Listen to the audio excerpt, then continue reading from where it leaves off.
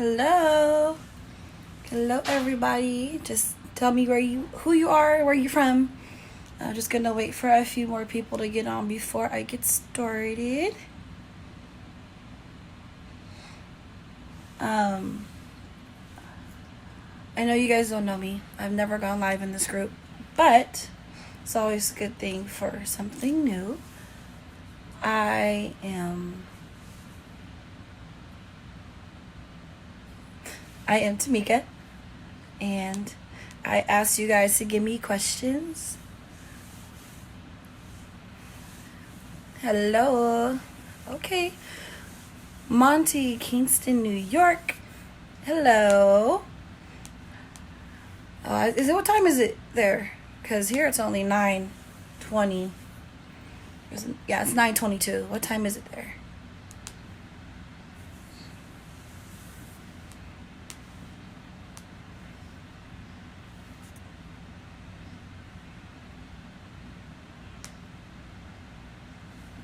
Tell me your names and where you're from, guys. It's 12:22. Okay, well, it's late. Thank you for tuning in to hear this. Just to do this kind of quickly, because I know it's late for some people. For me, myself, it's getting later, but it's the beauty of working for yourself. I'm not going to work tomorrow. So the thing that we are going to discuss tonight, that I'm going to talk to you guys about just a little bit, just to give you guys a sneak peek of what our channel is going to be. It's going to be about marriage. Basically, my husband and I, we have been married 15 years. And we've been through a lot. And this is not to say that our marriage is perfect. It's not to say that we have every solution for all marriages in the world. But what we do have, we would like to be able to share it with others, and just to kind of help people too. And also, you guys can give me feedback and let me know if you think something is, good, if it's bad. But let me know what your thoughts are. A lot of the questions that I saw posted were very good questions. There were things that I hadn't even thought of myself.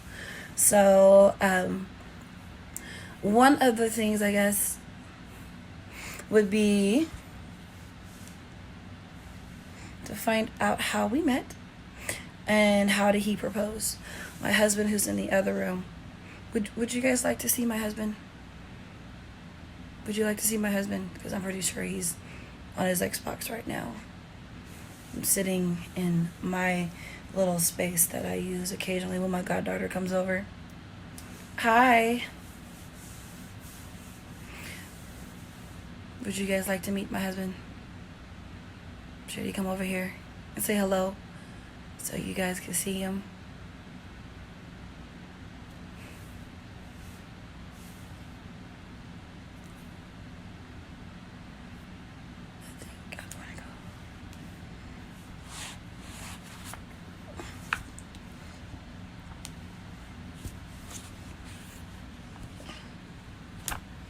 Hello. Hello. I should go get him, but I don't think he will want to join me. Should we go bug him? I think we should go bug him. Let's go bug him. Let me get up, because I'm in my little space. Let's go see him. Babe, you want to say hi? Say hi. Hey, what's up to whoever's watching? I don't know what to say. What am I saying hi to? You're so weird. Anyway, this is my husband. This is Jordan. You're weird. This is... Shut up. This is my husband, Jordan. He is the other person. This is my better half. This man and I have been through a lot. He's in here playing his Xbox right now. So, yeah, yeah, you're right. We've been through a lot. Like, that's just a simple way of saying it. But that's my husband, Jordan. This would be our only child, Oreo. Yeah, he has a lot of personality. This is Oreo. He's going to keep turning his head sideways. But that's Oreo. This is Jordan. Our channel's going to be called Jordan and Tamika. Let's talk about it. And we are going to be talking about everything concerning marriage, everything concerning relationships, everything, basically all the stuff people don't talk about. Like, we talk about what our expectations are when we get married, what we expect our spouses to be, what our mates to be, what our partners to be. We're going to talk about sexual issues. Like, what do you do when you feel like you just don't want to have sex no more? Like, that is a real feeling. So just a little history on me and Jordan both is that we have been married 15 years, like I've already said. We do not have any kids. We got married when we were 19. Oh, well, I met him when I was 19. He had just turned 20. So we were 20 and 21 when we got married. And we have been through a lot. We have been through infidelity. That was that word. Basically cheating on each other. We have been through me basically being extra wild and going out and doing whatever the hell I wanted to do, and how we came back together. Him basically emotionally cheating with other women on me. And just dealing with how do you come back from all of those things. I will say, yes, I am a believer of God. I believe God puts everyone together. He puts you with the right person and it will be awesome. I always have believed that. So I'm going to answer just a few of these questions from tonight. But I want you guys to really think about like questions you guys have on marriage and just topics that we don't talk about. Like, a lot of your questions were great because of stuff we don't talk about. So keep them coming, keep them coming, keep them coming. Ask me anything. I am pretty much an open book. I'm very open. Hi, sissy. So I am pretty open about everything. I have nothing to hide. My husband, I will tell you now, he is very unfiltered. If you've ever met my husband, he has no filter. So if we do this together on here, please know he does not have a filter. I try to keep him mindful of that, but sometimes that doesn't always work. So the first question that I am going to answer tonight was, how did he propose? Now, my husband, when we were dating, because we only dated 6 months, when we were dating, him and I never told each other we loved each other. First of all, let's just start with that. We never said the word love to each other.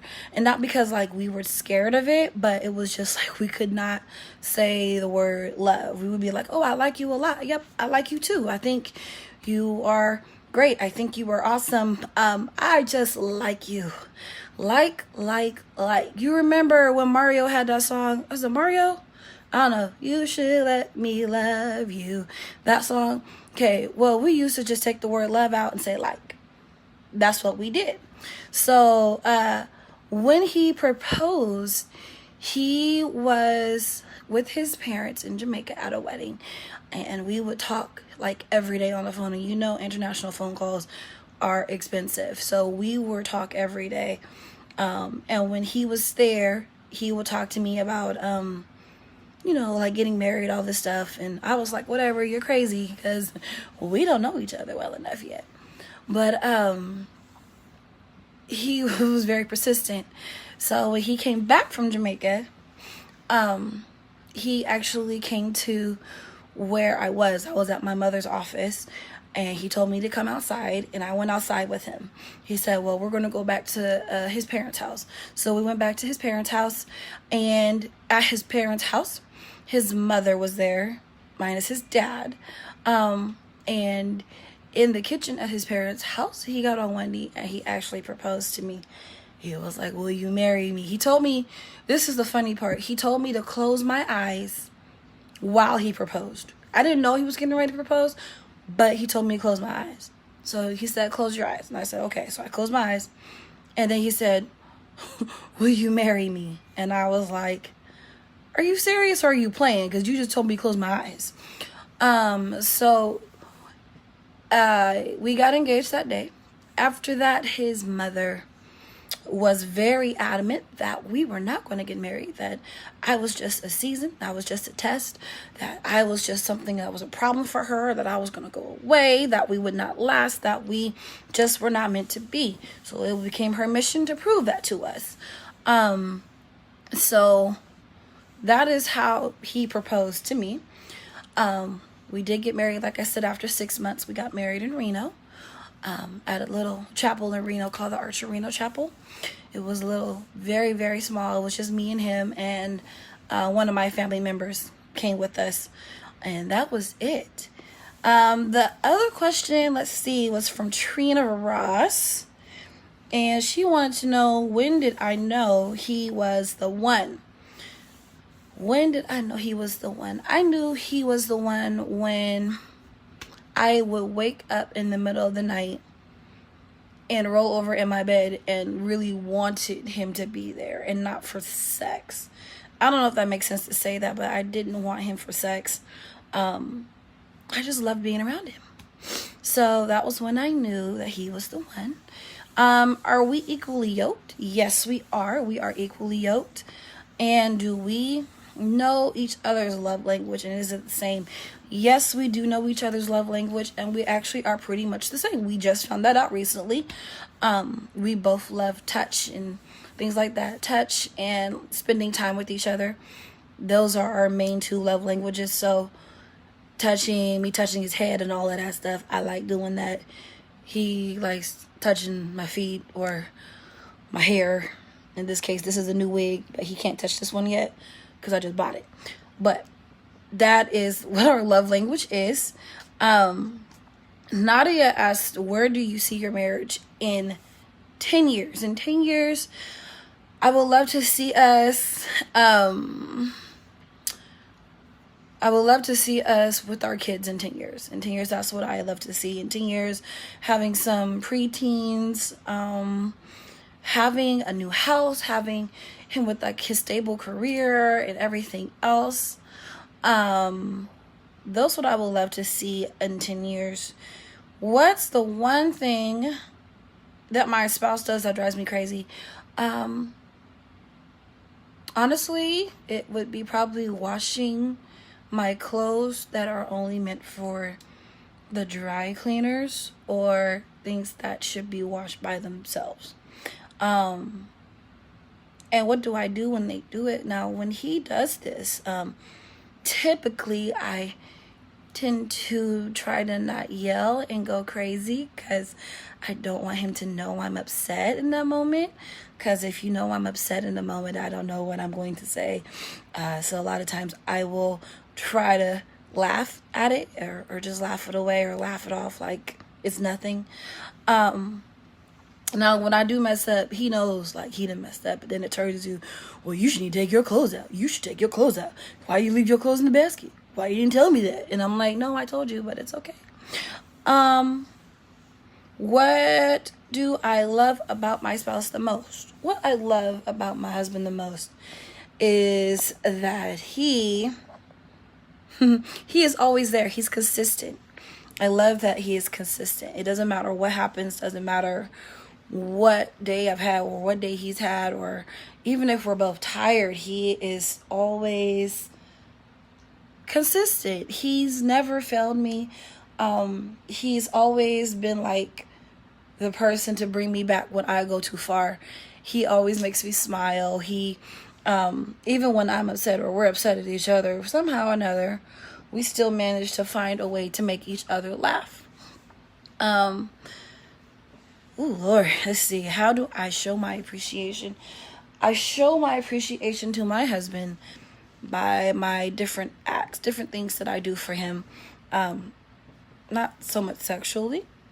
It doesn't mean that we don't have sex, but I just believe in showing my appreciation, like through like something like I'll cook his favorite meal, or I'll, go get him something that he's been wanting for a long time and not say nothing, or call him on the phone and let him know like, hey, I did something that he's been asking me to do, that I've been intending to do. But it's just the way I show my appreciation. I will make him stuff. I will bake him stuff. Y'all should, see how we cook over here, because I got to cook in a minute. I got to make him some honey garlic hot wings for work tomorrow. But so yeah, that's how I kind of show my appreciation. And yes, of course, there is physical appreciation as well. but I tend to kind of not always want to do that sometimes. That's only because of my own issues. Sometimes I feel like I'm real fat, so I struggle with that myself. But it's okay, because you know what? Everybody is different. Every body shape is different. Every feeling you have is different. And we've been married a long time enough to know, like, it's not always just about the intimate parts. How is there such a thing as gender roles? And I wish Nadia was on here, because I want to ask her if she could specify what she meant by gender roles. Are you asking like male and female gender roles, or do you mean like in general as a couple? So if Nadia looks at this later, I would love for her to answer that for me. How did my spouse change over the years? Jordan has changed tremendously over time. I have watched him grow from a boy to being a man. Because we got married very young. Oh, thank you. We got married very young, and we basically grew up together. We really grew up together. Like, we learned so much about each other through even just by ourselves, with other people. Me learning what a fake friend is and what real friends are. Him learning what fake friends are and what real friends are for him. He's just he has changed in so many ways. Even when it comes to our finances, he has greatly changed. He has changed into this wonderful man that he thinks a lot more now than before.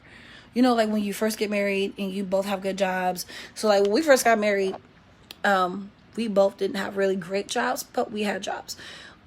So money wise, it wasn't always like a lot of money, but it was enough to get by. Our rent was like $590 for a 1-bedroom apartment, and we put our money together and we just made our rent, paid our bills, all of that. And then I met alcohol, and I met alcohol, and I'm gonna be honest, I met Cisco. So if you know what Cisco is literally the stuff that will make you if you a hoe on the inside, it's gonna come out. If you just extra ratchet, it's gonna come out. Don't drink Cisco. And I say that from my own experience. But if you do you, boo. I just know I can't do it. So, but I would drink Cisco a lot and go out with my friends and get myself into trouble.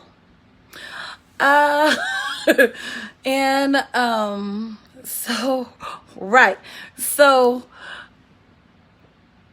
even in all of that, like, he never changed. Like, I was just doing the most, just out there twerking.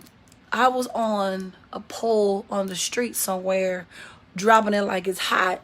We would be having them house parties, after hours, okay, it was just everywhere and crack-a-lacking. And he never changed. Like, Jordan would be at home and be like, so you done shaking your ass? Like, that's literally how he would be. And he was just very consistent, and it was just very good for me in that sense, because even though we were young, I was very immature and insecure in who I am and who I was at that time. And he just was always that missing part for me. And that's not to say everybody doesn't have that. Everybody's experience is different. No one's experience is the same. And I just really want y'all to understand, this is my experience, and I'm not putting this out here like, you know, I'm saying my marriage is what everyone's marriage should be the epitome of. My marriage is not what your marriage looks like. My issues may not be the issues you have in your marriage. Everybody has their own things that they deal with. And I just really want to create a space where we can really talk about this stuff and help each other out. Like, for real, like, not like a wives helping wives, but like women helping women, you know, because even if you're not married, you got real questions. Like, if you in a relationship with a dude or whoever you're in a relationship with, period, if you got questions, bring your questions. Let's talk about it. Let's see if we can come to a resolution. So But my husband's changed a lot from there. Somebody else, she also asked me how often do I pray for my spouse. Now, when it comes to praying for my husband, I feel like I pray for him every day because I want to smack him upside his head every day. But in all seriousness, I'm always praying for my husband because that is my best friend. I mean, there's oftentimes I have called him girl and he looks at me like, oh my God, you just called me girl again. But I pray for him all the time. I pray that he has safe travels. I pray that he is the Christ that someone sees when he's at work. And I'm always praying for him to be healthy. I'm always praying for his safety. I'm always praying that God's blessings be over him. I'm always praying that his road is made easy. I pray that he has a blessed day every day. I pray that he is happy in his heart. I pray that nothing comes his way that will hurt him. I pray that nothing will come in his day to anger him. But yeah, he still has those things that come up in his day. And yes, he is human and I am human too. And I be having my moments and he be having his moments. And he'll call me and say, I need you to pray because this is what's going on at work. And I say, why can't you pray? And then we come to an agreement and I still pray anyway. So that's what I pray for my husband. I pray that he knows I love him more and more and more every day. I pray that he's able to see my love for him. And I just pray that he is going to be the greatest father ever and that he continues to be the great husband that he is. And that's just kind of some of the stuff I pray for. Now, the last one I'm going to answer is how to keep it spicy. I know my sister's on here, so I'm pretty sure she's going to laugh at me. But how to deal with your spouse's family. This is from Brandy Moore. And so how do we keep it spicy? We keep it spicy by just kind of, hey, if it's a hard dick, let's do it. If not, sometimes, and I'm not gonna lie, we've been married a very long time. We are tired. We are very tired. But however, it doesn't mean that we don't do anything. There are a lot of times where I feel the third leg in the bed or an extra grind on my butt. And we just make it happen. But for us, we tend to kind of anywhere, whenever. Honestly, can y'all tell me some of the weirdest places you have ever had sex? Like literally think about it. There is nothing that you should not do when it comes to what you and your spouse do. The only thing we haven't done is probably had an extra person. That's just because I say no. I'm sorry. I just don't believe in sharing my dick. I don't want to share my dick. I know. No, I don't want to share. I don't. It's not for me. But hey, if you do you, boo. So that's what we do. Yeah, we can make it nasty all the time. But I'm just saying for myself and me and my husband, we just don't. He asked me years ago, and I'm gonna be honest, back then first, I was like, okay, maybe. And then we actually roommated with a couple. Babe, what was that couple we roommated with that had an open relationship? Mike and Emma. So we roommated with this couple, okay? Their names were Mike and Emma, okay? And they were having issues in their relationship. So they decided they wanted to have an open relationship. And it was interesting watching this because he would bring home a different girl. She would bring home different dudes. She would go in their bedroom, do what she do with dude. And he would be in the front with the other girl, doing what he do. Or they would go to the other people's houses and stuff. And we would be watching and being like, what the hell are y'all doing? Get out the trash can, Oreo. Thank you. So anyway, They would be doing this all the time, back and forth, and then we would go out to go like clubs together and stuff. And they were like, "Yeah, our relationship is solid because we can sleep with other people." But I'm like, how is that a solid relationship? Y'all sleeping with like hella other random people. Like, I don't know. It was just weird. Like, to me, it was weird. Like, it's just not something I would do. Like, for real. Like, I just don't understand. Like, my thoughts was like, you in there talking about, oh, daddy, his dick is so big. And I'm like, but your boyfriend's on the couch? Like, I was confused. And he was out there hitting the weed like it was his best friend. So I don't know. Like, I just couldn't see myself doing that with him like that. But we do lingerie sometimes. But in general rule of thumb, we just sleep naked. It's just, you want to touch it, touch it.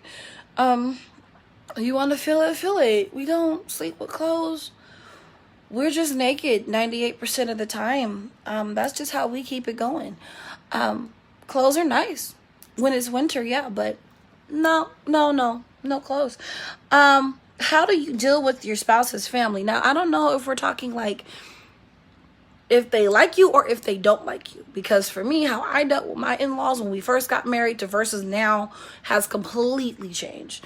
When we first got married, it was like the battle of the greats because I personally did not care for them. They did not care for me. I made no qualm about it because they only saw me, twice a year?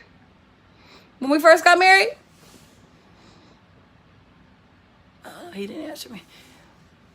Jordy, when we first got married, they only saw me, twice a year? Your parents? Yeah. See, he said yeah. Well, yeah. Erica says, hey, Burrow. He's saying that right now. But they only saw me twice a year because I was very adamant about it. Like, no, y'all hate me. You don't care for me. Every time I come over, I can't come in your house. You make me sit in the car. I couldn't come in the house. Yeah, twice a year. They saw me at Thanksgiving and they saw me at Christmas. That was it. Twice a year. So, and when we had, like I said, we had our apartment. Yep, Christmas and Thanksgiving. When we had our apartment, and then we lost our apartment, that was really hard because we lost our apartment. I lost my job. He lost his job. So we were basically homeless for like 3 years. I would say about 3 years in there. Yeah, 3 years. Because we moved into housing in 2011. So, yeah. We moved into housing in 2011. So, for 3 years, I had to either stay in my car, stay with other people, because my in-laws refused to let me stay with them with him. So I slept in my car. I slept on other people's couches. I stayed with this guy who turned around and basically was like, you're not staying here for free, so you had to give me some ass. So I was staying with him. I had to kind of do a get out, escape, because he became very, very abusive, very verbally and emotionally abusive, to the point where I actually was scared to leave his house. I literally I literally had all of my clothes packed up the night before. He got up to go to work the next day. I had told my husband, be there to get me because I am getting out of this man's house because I did not have nowhere else to go. And when I got out of his house, he left. He was hot. The dude was hot. He hacked my Facebook. He changed a whole bunch of stuff on pictures of my husband. And he just did a whole bunch of stuff that was hella out of pocket. But I got out of there. And it was actually really scary because I was scared to go certain places because I was like, this dude finna find me and drag me back to his house. But that never happened. It did not happen, but unfortunately, he ended up getting murdered. They broke in his house, shot him point blank on the couch. And they have been trying to kill him because from what the police said and everything, The steps have been greased and oiled. So he, yeah, would have died either way. Shamika, is there something wrong if you're not the aggressor when it comes to sex, or better where the person who makes the first move? No, there is nothing wrong with you if you're not the aggressor.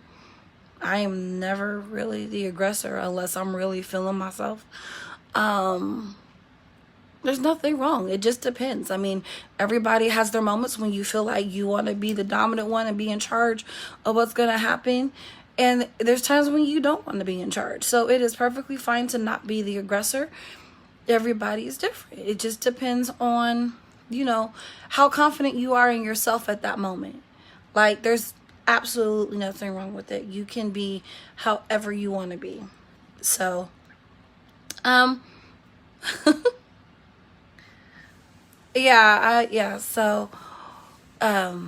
I watched them take his body out of his apartment because I had a friend that called me and was like, "Yoo, he died. You need to come. And I was like, I won't go over there. But they're like, he's dead, Tamika, he's dead. They ran up in his room, his house, and woo. And I was like, oh my God. So I didn't have a car, so I got on the light rail. I went over there with my friend, and we watched him bring his body down and all this stuff. But it was crazy. Like, I was like, dude, this man is really dead. Like, I got out of here, and the woman he was with was there when they shot him. She was there, and she ran out. She didn't even call 911. She didn't even come back. So, yeah, that was a crazy experience. So, but yeah, so back to this family thing. So they didn't only saw me twice a year. We didn't talk to each other. We actually went to counseling with a pastor at that time with his parents, and his parents proceeded to tell us every reason why we were too young to be married. We were not smart enough. We would not make it, and we didn't have all these discussions before we got married. We didn't go through enough counseling. Like, how are we going to provide for each other? What were we going to do for each other? You know, this is infatuation. This is not love. This is, you know, I got all of those statements of, God didn't put y'all together. God didn't do this. Y'all ain't doing this right. And then, like, my husband's godmother was like, well, if you two love each other, just go on and live together. Just go on and move in together. You don't need to get married.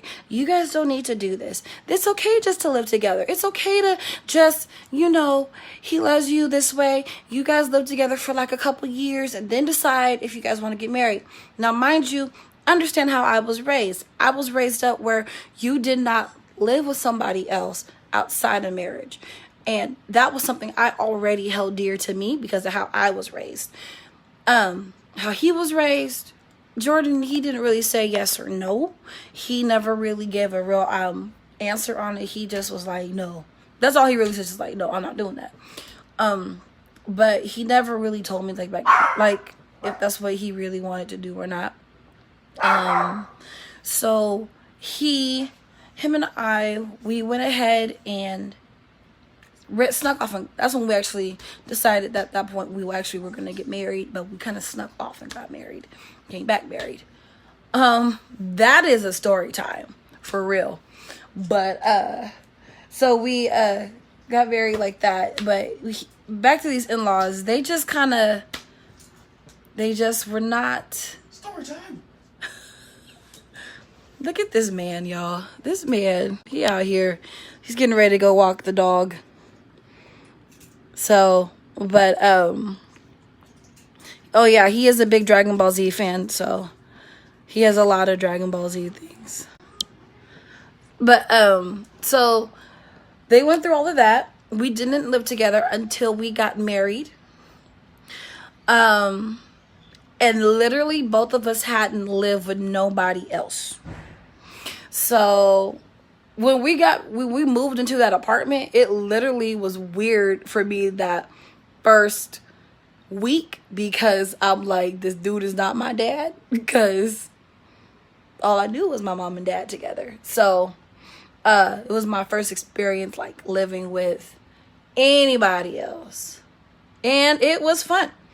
Meanwhile, having crazy in-laws. When they came to our apartment, I think I had on like Metallica or like Linkin Park, where they were like, I fucking hate you, woo. Like, it was just something crazy. Like, I had on something hateful music to let my mother-in-law know, like, I hate you, like, you need to die, like, you are evil. So and that was really wrong of me, because she's actually a real sweetheart. Like, when I say, it's night and day from then to now. But yeah, so that's kind of how I dealt with them at first, to where we are now. It took a lot of time because I didn't see them. Like I said, they only saw me twice a year. We've been married 15 years. I want to say they just probably started seeing more of me within the last 5. So that should tell you how much they've seen me. And within the last 5 years, things have greatly changed because my heart has changed. And what I've learned is I had to start praying for God to change my heart towards them, and apologizing to God for what I said to them, what I thought about them, and how I felt about them. So when I began to do those things, my heart changed towards them. And as time progressed, their hearts changed towards me. And it was funny because it was a whole random conversation that came up when I was over there, and they were like, why don't you come around? Why don't we see you? And, you know, so that's how I basically begin to deal with my in-laws. Now, my in-laws now, I love all of them. I wouldn't change any of them. They are who they are. They are hurting people. They have things that they're dealing with. And I see it completely different than what I did when I first met them. I first thought they were all together and they had it all together and they were like perfect people, but they're not. You know, like, you have those families that are like extra bougie sometimes for no reason, but you like, you know, you ain't that bougie. You know, y'all got a little hood in you, but you want to act hella bougie right now because you don't want me to know, but you ain't fooling nobody. Like, that's how my in-laws were. And they used to bother me, but it doesn't bother me anymore. And I really pray, like, God, keep them here so they can see their grandkids when they come. So that's what my prayer is, God, keep them. So, but that's how I dealt with them at first. How I deal with them now, I just loving kindness. How I see them, they are sweet people. They are awesome. They are kind. They are people that God is healing in, you know, his own way. They're beginning to talk more about how they have to maintain their own relationship with Christ and how they want to see us maintain. Listen, you right, sis, you right. They did. They sure did when we renewed our vows for our 6 years. Thank you, boo. So we renewed our vows in 6 years. And when we had our reception dinner, I forgot the name of the restaurant, but it's not even here no more, so it doesn't matter. But they prayed over their wine, and I remember sitting there being like, y'all prayed over y'all drinks. I ain't never seen nobody pray over their drinks. I'm like, I know Jesus turned water into wine. I know it's in the Bible, but I was like, y'all really prayed over your drinks? Like, y'all blessed y'all liquor? Like, I never have seen that in my life. I ain't gonna lie, I never have seen that. So it was just a different experience. But really, guys, I really hope to, like, for this place to be like, you guys can ask me anything. Like, ask me questions. Get to know who I am. I love people. I love everybody. I really do love people. I love everybody very much. If there was anything that you want to ask me about myself, history-wise, like if before I got married, questions like what was I like before, or I don't know if y'all want to know how I was before I got married. I just put that out there because my life was cool, and then it went downhill. So it was an experience, but that's a whole nother story time. But I love all of the questions you guys have put up there in the group. So please, like, guys, give me questions. Give me like hard questions. Like, I want to be able to think about it. I want my husband to get out here with me a couple times, and he will. Right now, he's not high enough for this. So I just kind of feel like, hey, y'all, listen. This is me saying hi to you. I am Tamika. And I hope that you guys are able to connect with me on a real level, like for real. Like, I'm not a surface person. My sister is in this group. She knows how I am. If I can answer the question, I will.